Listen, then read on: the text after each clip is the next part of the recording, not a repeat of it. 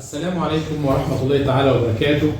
بسم الله الرحمن الرحيم. الحمد لله والصلاة والسلام على رسول الله صلى الله عليه وسلم. أحبائي المشاهدين والمشاهدات في كل مكان، طبتم وطابت أوقاتكم بكل خير. النهاردة وتزامنا مع اختلاف فصول ما بين الشتاء وما بين الصيف، لقينا ان في شكوى كثيره نتج عنها التهابات في الجهاز العلوي او الجهاز التنفسي لبعض من الناس. ناس كتير بتشتكي من هذا الامر، الزكام ونزلات البرد، حساسيه الصدر بتزيد على بعض مرضى الحساسيه، الكحه، حاجات كتيره.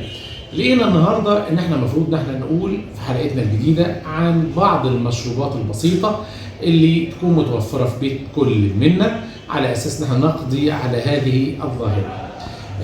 علشان خاطر ان احنا نقلل من حده الزكام والرشح والانفلونزا واضطرابات الجهاز التنفسي بصفه عامه ومشاكل الرئتين، فهقول لحضراتكم وصفه بسيطه هتكون متوفره. طبعا هي متوفره عند اي عطار واي عشاب، ولكن ننتقي دايما الحاجه اللي هي تكون اورجانيك وحاجه بيور جديده، على اساس انها هتفرق معانا. هنجيب معانا البابونيك او الكاموميل، وهنجيب الميليسيا، وهنجيب الاخناسيا، وهنجيب معانا كمان الزعتر والنعناع واليانسون.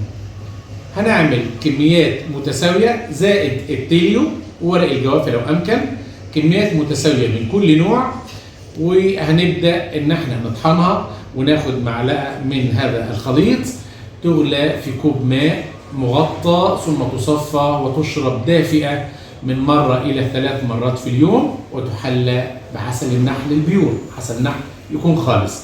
دي طريقة من ضمن الطرق. طريقة أخرى ممكن نضيف الماء الساخن على ملعقة من الأعشاب من الخليط اللي احنا قلنا عليه، ونسيبها شوية وتبدأ تشرب دافية من مرة إلى 3 مرات يوميا.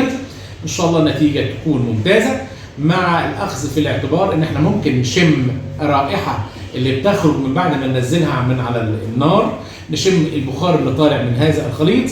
هيفرق معانا كتير في تسهيل عملية التنفس وإزالة الرعاف اللي نازل من الأنف.